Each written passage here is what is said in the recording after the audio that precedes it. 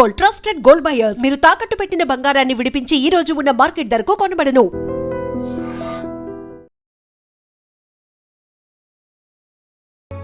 Indoor honeymoon couple 20వ తారీఖున వీళ్ళు హనీమూన్కి వెళ్ళి మిస్ అయినరు. అప్పటి నుంచి కూడా ఈ కేస్ ఎంత క్లిష్టతరంగా మారింది అని అంటే చాలా సవాళ్ళు అయితే ఫేస్ చేసింది ఈ కేస్.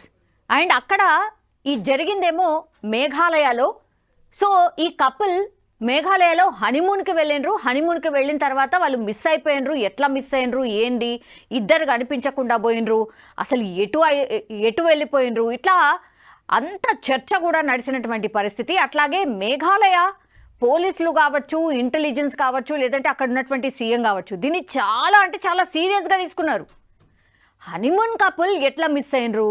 అండ్ ఇంకోటి ఏంటంటే ఇదే మేఘాలయలో ఒక నెల క్రితం కూడా ఇట్లనే హనీమూన్కి వచ్చినటువంటి కపుల్ మిస్ అయినరు అనేది కూడా ఒక వార్త అయితే వచ్చింది. దానికి సంబంధించి క్లారిఫికేషన్ అయితే ఇవ్వలేదు. కానీ ఈ కపుల్ మాత్రం 11వ తారీఖున వీళ్ళకు వివాహమైంది. మే 11న 20వ తారీఖున హనీమూన్ వచ్చిండ్రు. అప్పటి నుంచి వీళ్ళిద్దరు కూడా కనిపించకుండా పోయినరు. కానీ 2 రోజుల క్రితం ఇప్పుడు ఈ భర్త ఎవరినైతే చూస్తున్నారో ఈయన శవమై కనిపించిండు, అట్లాగే మర్డర్ చేయబడ్డాడు అనేది పోలీసులు తేల్చినటువంటి పరిస్థితి. ఓకే, ఈయనైతే దొరికిండు. మరి వాళ్ళ వైఫ్ పరిస్థితి ఏంది? వాళ్ళ వైఫ్ అత్తాపత్తా అంటే ఒక 2-3 గంటల క్రితం వరకు కూడా అత్తాపత్తా లేదు అనేది మనకు ఉన్నటువంటి అప్డేట్.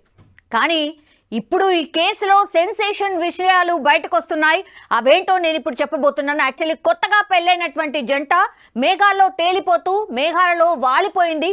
కలల రెక్కలు తొడిగి ప్రకృతి ఒడిలో పరవశించిపోవాలనుకుంది. జీవితకాల బంధానికి ఆ జ్ఞాపకాన్ని పదిలంగా దాచుకోవాలనుకుంది. కానీ అందాల జంట ఆ లోయలో అదృశ్యమైపోయింది. దారి తప్పారేమో అని వెతుకుతుంటే హత్యకు గురైన భర్త మృతదేహం అక్కడ దొరికింది. నవవధువు జాడ లేకుండా పోయింది, అంటే మిస్సింగ్. కానీ ఇప్పుడు ఈ కేసులో సంచలన విషయాలు ప్రకటించారు పోలీసులు. అవేంటో ఇప్పుడు చూద్దాం. మే 11న వీరి వివాహమైంది. చూడ్డానికి కూడా చాలా ముచ్చటైన జంట. 20న హనీమూన్కి వెళ్ళారు ఈ ఇద్దరు కప్పులు కూడా. అయితే షిల్లాంగ్ పర్యటనలో వీళ్ళిద్దరు కూడా అదృశ్యం అయిపోయిన పరిస్థితి దేశాన్ని కుదిపేసింది. ఈశాన్య రాష్ట్రంలోని మర్డర్ అండ్ మిస్సింగ్ మిస్టరీ ఇది. ఒకవైపు మర్డర్, ఆ తర్వాత మిస్సింగ్. అంటే మర్డర్ అయిన భర్త దొరికిండు, ఆ తర్వాత మిస్సింగ్ అయిన సోనం ఎక్కడా అనేది పెద్ద ఎత్తున చర్చ అయితే నడిచింది. మేఘాలయలో ఇండోర్ జంట అదృశ్యం మిస్టరీ రాష్ట్ర ప్రభుత్వానికి ఒక సవాల్గా మారిపోయింది. దర్యాప్తు సంస్థలు ఏవైతే ఉంటాయో వాళ్ళకు కూడా ఒక చిక్కు ముళ్ళ మారిపోయింది. ఈ కేసు ఎట్టకేలకైతే కేసును ఛేదించారు పోలీసులు. భయానక నిజాలను వెల్లడించారు. భర్త రాజా రఘువంశీ, ఈయన పేరు వచ్చి రాజా రఘువంశీ అండ్ భార్య పేరు వచ్చేసి సోనం. అయితే ఎవరు చంపినరు అని అంటే భర్త రాజవంశీని భార్య సోనం చంపినట్టు పోలీసులు ప్రకటించారు. మా తల్లి, భర్తని ఈమెనే చంపిందట. జస్ట్ వారమే, వాళ్ళ పెళ్ళై కూడా వారమే అయింది. భర్తని ఇగో ఈమె చంపినటువంటి పరిస్థితి ఏకంగా పోలీసులే ప్రకటించిండ్రు.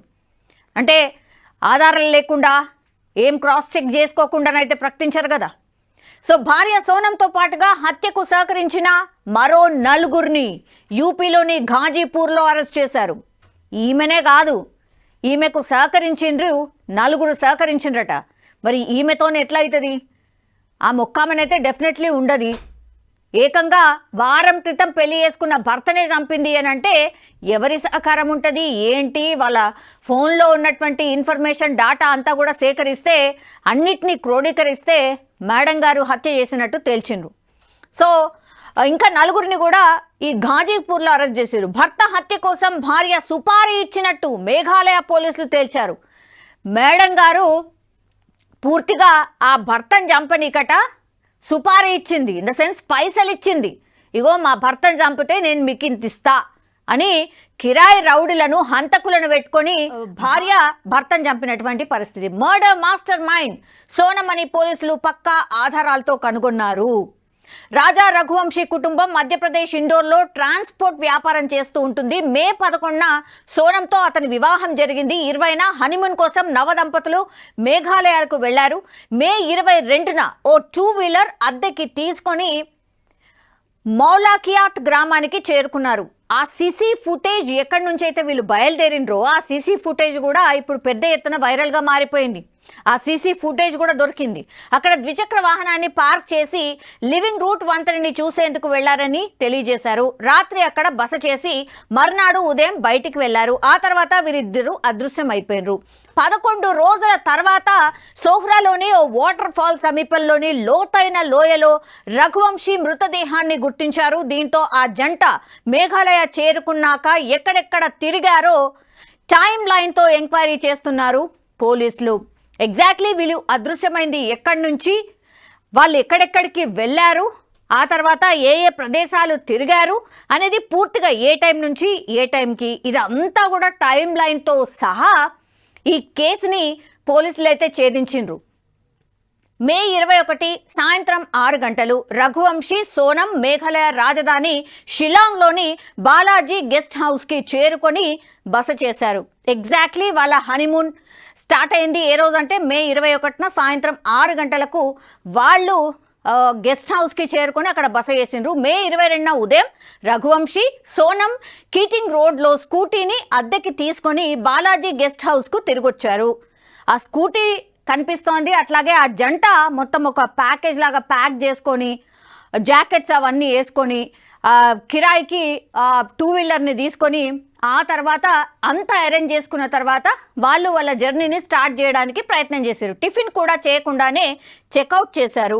మే 25న తిరిగి వస్తామని, రూమ్ అవసరమైతే ఫోన్ చేస్తామని మేనేజర్కి కూడా చెప్పిండ్రట. అంటే ఎక్కడైతే వీళ్ళు బస చేసిండ్రో మేము మళ్ళీ బ్యాక్ వస్తాం, ఒకవేళ వస్తే మాత్రం మేము మీకు కాల్ చేస్తాం, మాకు రూమ్ అవైలబిలిటీ ఉండేలాగా చూడండి అని కూడా ఈ జంట చెప్పి వెళ్ళిందట. షిలాంగ్ నుంచి స్కూటీపై చిరపుంజికి 2 లగేజ్లతో బయలుదేరారు.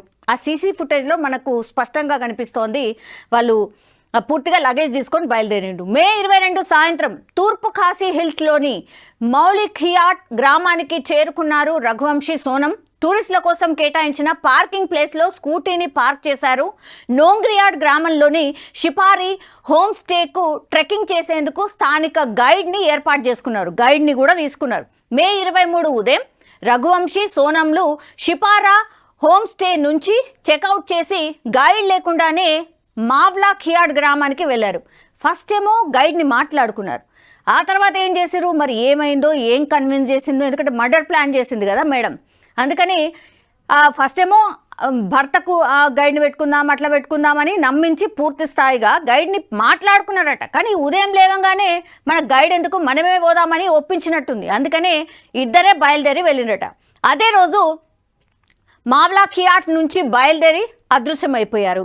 ఎగ్జాక్ట్లీ ఇక్కడే యాక్చువల్లీ ట్రెక్కింగ్ చేసేందుకు స్థానిక గైడ్ని ఎవరైనా సరే మనకు తెలియనటువంటి ప్లేస్కి వెళ్ళినప్పుడు అసలే తెలియదు అనుకోండి, గైడ్ని పెట్టుకుంటాం. బికాజ్ ఆయన గైడ్ చేస్తాడు, ఈ ప్లేసెస్ ఉంటాయి, ఇక్కడ బాగుంటుంది, ఇలా వెళ్ళండి అలా వెళ్ళండి అని. సో ఈ జంట గైడ్ని తీసుకున్న తర్వాత ఈమె ప్లాన్ వేరే కాబట్టి, భర్తను చంపాలనుకున్నది కాబట్టి పూర్తిగా సుపారీలు ఇచ్చి ఎవరైతే చంపాలని పెట్టుకున్నదో వాళ్ళతోని ఫాలోఅప్ చేసుకుంటుంది. ఇక గైడ్ వస్తే మళ్ళా ఇంకో పర్సన్ అయిపోతాడు, ఎట్లా చేస్తుంది, ఈ ప్లాన్ ఇంప్లిమెంట్ చేయరాదు కాబట్టి గైడ్ని సైడ్ చేసి వీళ్ళిద్దరే బయలుదేరే విధంగా భర్తను ఒప్పించింది. ఆ తర్వాత వీళ్ళు ఎక్కడ మిస్ అయినరు, ఎగ్జాక్ట్లీ మావ్లాఖియాట్ నుంచి బయలుదేరి అక్కడే అదృశ్యమైపోయారు. గైడ్ ఇచ్చిన సమాచారంతో పోలీసులు పరిసరాల్లో గాలించారు. వీళ్ళు ఇట్లాని వెళ్దాం అనుకున్నారు.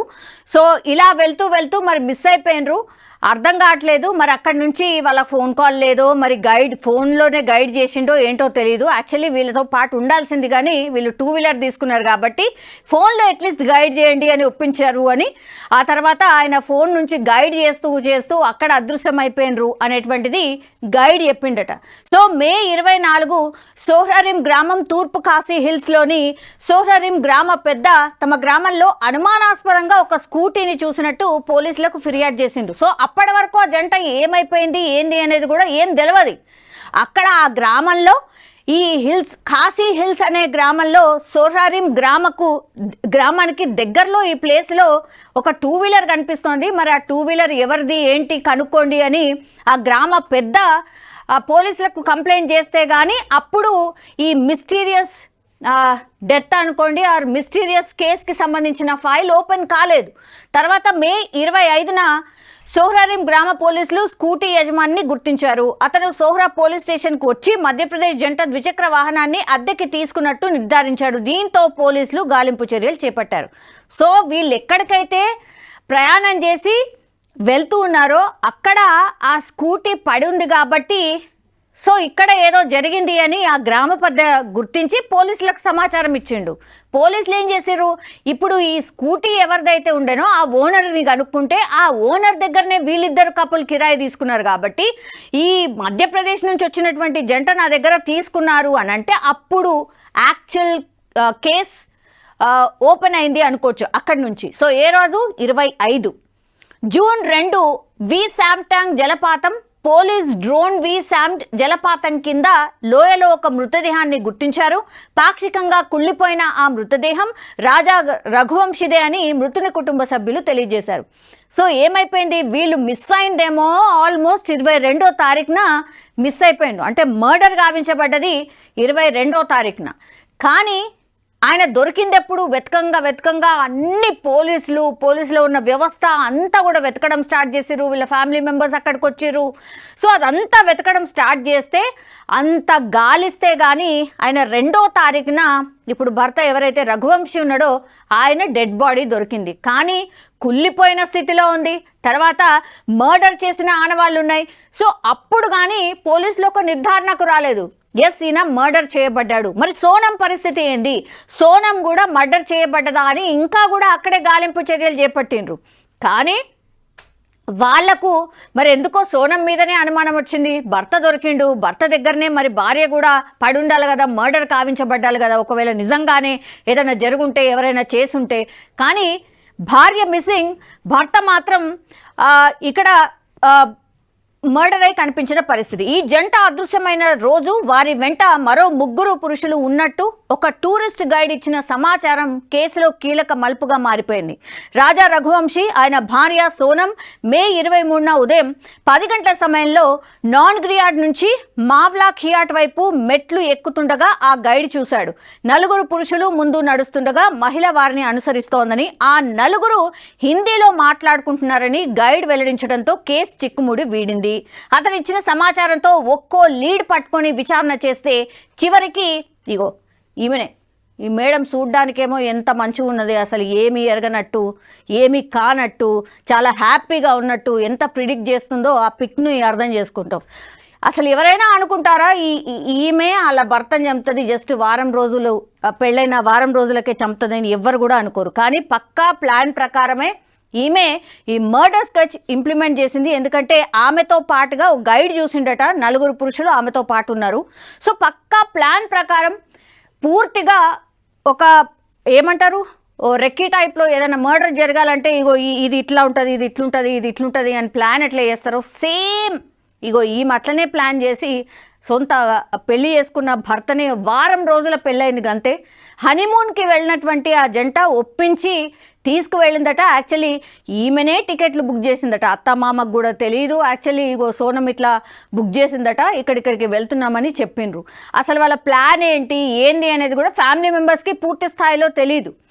అండ్ భర్త మెడలో కూడా చైన్ వేసుకోమని చెప్పింది. యాక్చువల్లీ పెళ్లిలో వాళ్ళ అత్తగారు పెట్టినటువంటి అంటే సోనం వాళ్ళ ఫ్యామిలీ పెట్టినటువంటి చైన్ని వేసుకున్నాడట. టూర్కి వెళ్తున్నారు, అంత కాస్ట్లీది బంగారం ఎందుకు అని వాళ్ళ ఫ్యామిలీ వారించినా సరే యాక్చువల్లీ ఎవరైనా సరే బయటకు వెళ్తున్నప్పుడు ఉన్న బంగారంని మొత్తం తీసేసి జస్ట్ మనం పోతాం, ఎందుకంటే సేఫ్ సైడ్ ఎవరన్నా ఏమన్నా చేయొచ్చు, బంగారం కోసం ఏమన్నా కావచ్చు అని జనరల్ పర్సెప్షన్ అది.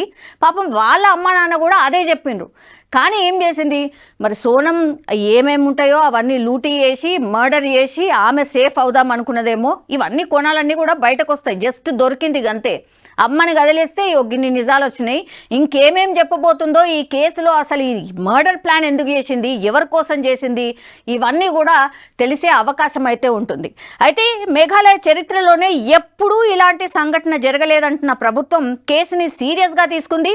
హత్య, అదృశ్యం మిస్టరీని ఛేదించడానికి ప్రత్యేక దర్యాప్తు బృందాన్ని ఏర్పాటు చేసింది. మొత్తానికి లోయలో జరిగిన క్రైమ్ థ్రిల్లర్ మూవీని తలపించిన ఈ క్రైమ్కు కేసును సాల్వ్ చేసింది పోలీస్ టీం. ఒక రకంగా కొన్ని ఇన్సిడెంట్స్ ఈ మధ్యకాలంలో మరీ విచిత్రంగా ఎట్లా జరుగుతున్నాయని అంటే, మొన్న కూడా మన హైదరాబాద్లో జరిగింది కదా, ఏంటి భార్యను చంపి కుక్కర్లో ఉడకబెట్టి ఆ బోన్స్ని క్రాష్ చేసి అసలు ఎవరు కూడా మర్చిపోలేదు. అండ్ అగైన్ ఇప్పుడు హనీమూన్కి వెళ్ళిన జంట ఇప్పుడు ఈ మేడం మర్డర్ ప్లాన్ చేసింది. పాపం అమాయకుడు, ఆయనకి ఏమీ తెలియకుండా పెళ్లి చేసుకున్నాడు. ఆ తర్వాత మర్డర్ చేసిన దాకా కూడా అసలు ఆమె నిజ స్వరూపం ఏమీ తెలియకుండానే మర్డర్ అయిపోయినట్టు లెక్క. అంటే సీన్లా ఈమె ఉన్నదా, లేకపోతే ఆ కిరాయికి సుపారీ ఇచ్చినటువంటి గ్యాంగే మర్డర్ చేసిందా, అసలు ఈమె అక్కడ ఉందా లేదా అనేది కూడా ఇప్పుడు పోలీసులు ఛేదించే అవకాశం ఉంటుంది. ఇగో ఈ పర్సనే, ఇగో ఈమె ఇంత అమాయకంగా ఫేస్ పెట్టింది కదా, ఇగో ఈమెను ఏడ పట్టుకున్నారు, సమ్ మధ్యప్రదేశ్ దగ్గరలోనో సమ్ ఎక్కడనో పట్టుకున్నారు. కానీ రియల్లీ హ్యాట్స్ ఆఫ్ అనమాట పోలీసులకు కూడా. కానీ మరి పెళ్ళెందుకు చేసుకోవాలి అట్లాంటప్పుడు? ఆయన మీద కోపం ఏంది? ఇప్పుడు మొత్తం అంతా ఆగమే కదా, వాళ్ళ ఫ్యామిలీ పాపం ఏం పాపం చేసింది? లవ్ మ్యారేజ్ కూడా కాదు, సెటిల్ మ్యారేజే, సెటిల్ చేసినటువంటి మ్యారేజే ఇది. మరి నీకేమన్నా లవ్ అఫేర్ ఏదైనా సంథింగ్ ఉంటే నువ్వేదైనా సాల్వ్ చేసుకోవాలి. కానీ అమాయకంగా పాపము పెళ్లి చేసుకున్నట్టు నటించి భర్తను తీసుకుపోయి హనీమూన్ అని చెప్పి ఎక్కడికో పోయి ఆడ చంపడం ఏంది? ఇంత దారుణంగా ఎట్లా ఆలోచిస్తున్నారు? ఇంత దారుణంగా మనుషుల బిహేవియర్ ఎట్లయితుంది? అసలు ఎంత ఘోరం కదా. ఎవరన్నా ఇమాజిన్ చేస్తారా? ఇగో ఈమె కూడా చనిపోయి ఉంటుంది అని అందరూ అనుకుంటారు. ఎవరైనా సరే భర్త దొరికింది కదా సమ్ లోయలో కాబట్టి, బాగా దట్టమైన అడవి ఉంటుంది కాబట్టి, ఏదైనా యానిమల్స్ ఏమైనా ఎత్తుకపోయినాయా, తినేసినాయా, ఇట్లా కూడా ఆలోచించిండ్రు. తీరా చూస్తే మేడం గారు ఈమెనే ఇప్పుడు అమాయకమైన ఫేస్ పెట్టి ఎవరిని పిచ్చోళ్ళని చేద్దామని, సింపుల్గా చెప్పాలంటే మర్డర్ చేసినావు అయిపోయింది. సుపారీ గ్యాంగ్ ఇచ్చి మర్డర్ చేసి అంత చేసిన తర్వాత అంత అమాయకమైన ఫేస్ పెడితే ఏం చేస్తారంటే, నేను దొరకను, నేను ఇక లైఫ్ ఎక్కడనో లీడ్ చేస్తా అనుకుని ఉంటుంది పక్కాగా. కానీ అంత పిచ్చోళ్ళు ఏం లేరు కదా, అంత లా కానీ లేకపోతే పోలీసులు కానీ అంత ఇప్పుడు ఉన్నటువంటి టెక్నాలజీలో ఇట్లా దొరుకుతుండ్రు. కొంచెం అటు ఇటు లేట్ అవుతుందేమో కావచ్చు, కానీ దొరకడం అయితే పక్కా.